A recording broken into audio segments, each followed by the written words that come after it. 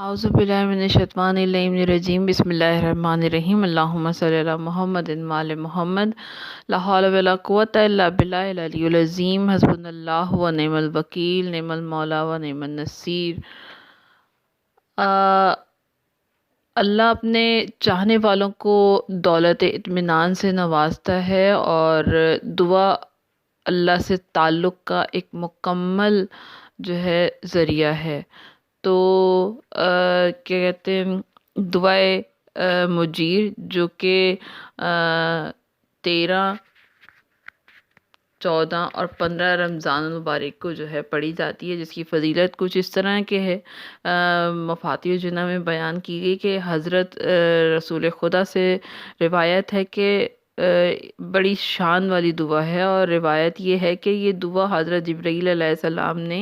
حضرت رسول خدا کو اس وقت پہنچائی جب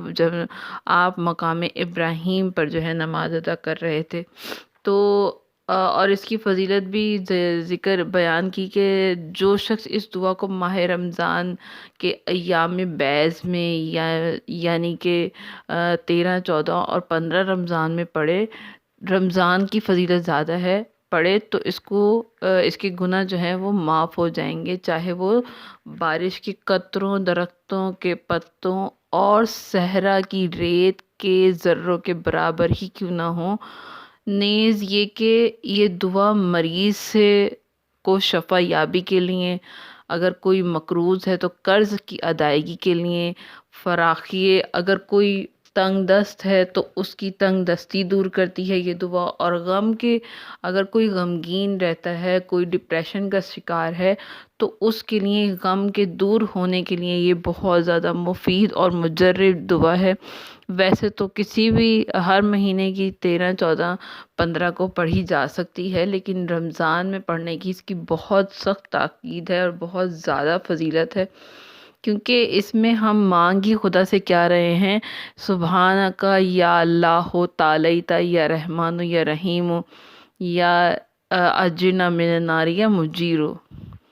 یعنی کہ ہمیں آنکھ سے پناہ دے اے پناہ دینے والے۔ تو یہ ہم اپنے آپ کو نار جہنم سے آزاد کروا رہے ہیں۔ تو جب ہم گناہوں کی توبہ کرتے ہیں، پروردگار ہمیں جب بہترین عبادت کی توفیق عطا کرتا ہے تو پھر ہم توبہ کی طرف راغب ہوتے ہیں، ہماری جیسے ایک طریقہ کار چلتا آتا ہے۔ تو پروردگار عالم